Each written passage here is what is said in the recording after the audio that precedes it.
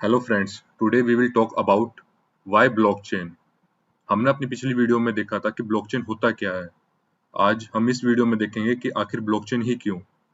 कई लोग इस क्वेश्चन का आंसर नहीं जानते क्योंकि थोड़ा कंफ्यूज करता है। तो चलिए आज इस टॉपिक को क्लियर करते हैं। तो आगे बढ़ने से पहले please subscribe my channel and अपने दोस्तों को शेयर करिए ताकि वो भी समझ सके आखिर ब्लॉकचेन क्या होती है और क्यों यूज करी जाती है। So friends, come to the topic, why blockchain. So why blockchain?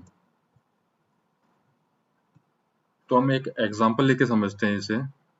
Let suppose कि ये आप हो और आप एक फाइनेंस का बिजनेस करते हो और आप लोगों को रुपए देते हो एक रेट ऑफ इंटरेस्ट पर।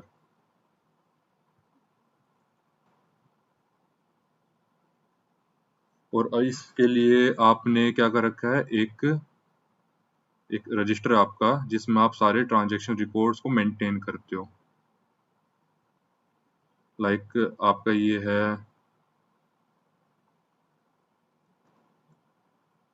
P1 पर्सन 1,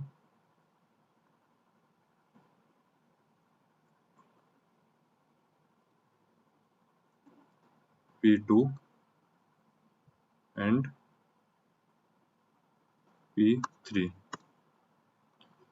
और आपने ये ट्रांजैक्शन रिकॉर्ड मेंटेन कर रखा अपने इस रजिस्टर में कि आपने P1 को दे रखे हैं P1 10,000, P2 को दे रखे हैं आपने 20,000 एंड P3 को दे रखे हैं आपने 50,000। So let suppose after some time आपसे कुछ मिस्टेक हो जाती है, एक पर्सन और आता है,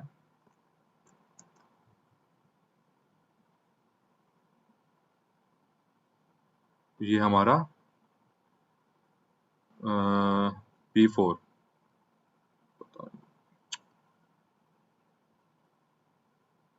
चलो हम इसमें डाल देते हैं सीधा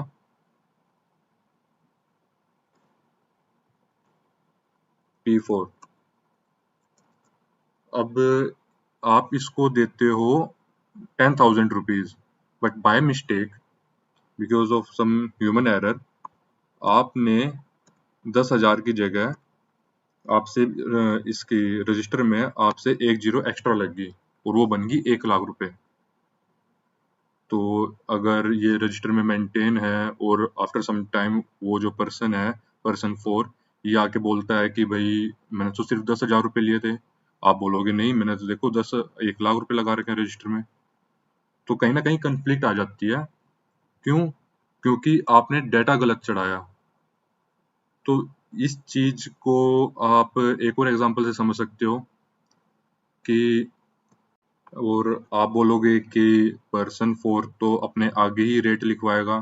तो लेट सपोज उसने रेट पहले 10,000 ही लिखे थे, पर उसके जाने के बाद, पर्सन 4 जाने के बाद उसने 1 लाख कर दिए। तो चेंज हो गया डाटा में। और लेट सपोज ये रजिस्टर ही जल गया तो भी कॉन्फ्लिक्ट। अब ये कुछ मेंटेन जहाँ का रखा था तो वो तो सब कुछ डाटा खो गया इसका। तो ये एक टाइप से ये समझ लो आप डीबी हो गया। और ये एक जैसे हमने पिछली क्लास में पढ़ा था कि central dB single point of failure, तो इसका एक ये डीबी है। और ये जब क्रैश हो गया, ये जब जल गया या कुछ हो गया तो इसका सिंगल पॉइंट ऑफ फेलियर हो गया। तो एक और हम एग्जांपल ले सकते हैं इसके लिए। आपने बैंक देखा है, बैंक के अंदर आपने ट्रांजैक्शन वगैरह करी, सारी चीज करी, बट व्हाट इफ बैंक का सर्वर क्रैश हो जाए या उसमें कुछ चेंजेस हो जाए डाटा में, आपके तो सारे रिकॉर्ड्स हैं उसमें।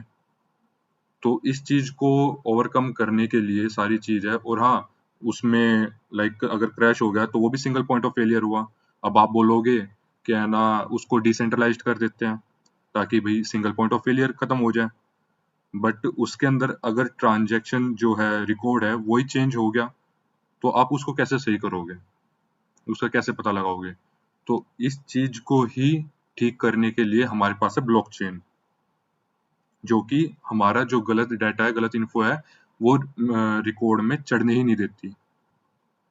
तो अब ब्लॉकचेन कैसे ये काम करती है और कैसे गलत इंफॉर्मेशन को स्टोर होने से रोकती है, ये आपको मैं सारी चीज बताऊंगा इन माय नेक्स्ट क्लास।